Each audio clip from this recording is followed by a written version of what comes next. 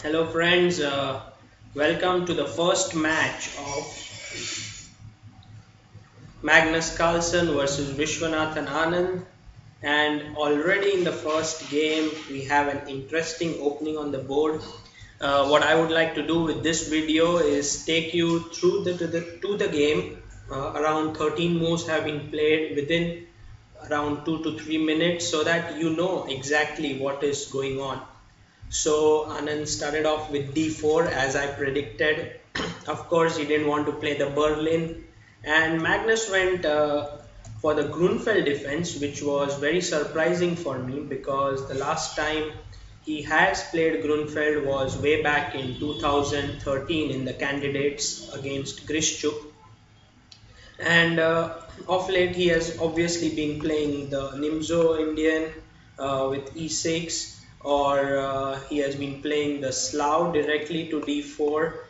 That's what he has always been playing.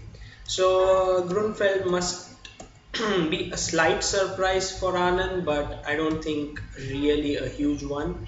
And he played this bishop d2 line, which is very interesting, a positional line as such. Bishop g7, e4, and after knight c3, bishop c3. Of course, there is also the move knight b6 in this position. So after knight takes c3, bishop takes c3 was played, castles, and queen d2. The main move here usually is c5. Black plays this, but Magnus went for knight to c6, which is surprising because in Grunfeld players are usually wanting to break the center with c5, but here he's playing against the center pawn on d4, and after knight f3, which was Vishy's move, Magnus went in for a long think, which was really surprising because first of all you play your knight to c6, which in itself is not very popular, and then after the most natural move you end up thinking for almost like 20 minutes. So I don't really understand what Magnus was thinking here. Of course, bishop g4, putting further pressure on the center, is most natural, and after d5, which was again the most natural move, black had to take so that e5 can be used by his knight. And I like Vishy's move here, bishop into g7, because if you play gf3, knight e5, bishop e2, c6, already games have been played with knight f4, and knight has to go back, and after bishop g7, bc6, long castle, knight f6, and black doesn't seem to have really any problems in this end game. This has been played before, and there have been some popular games like Nepomniachtchi has played this with black, who is Carlsen's very good friend. So you can see some preparation has been used there.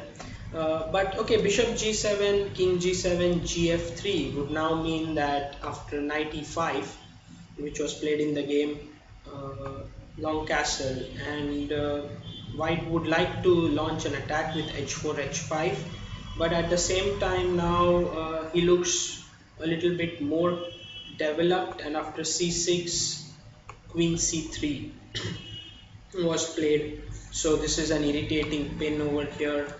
F6 is the most natural move, and Vishy continued bishop h3, and this is the position we have after almost 1.5 hours of play. Magnus is low on time, but now even Vishwanathan Anand is taking his time. I think in this position cd5 looks the most natural for black, and rook d5 I think would be a mistake because queen b6, and now there is the threat of e6 followed by rook c8, which is pretty dangerous. For example, f4 would be a big mistake because of e6, and I think Anand will continue after ed5, cd5, f4, and let's say something like knight f7, rook d5.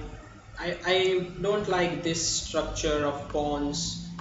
They look too weak to me. So rook d5, queen b6, and after something like queen e3, the game should be equal and maybe end in a draw.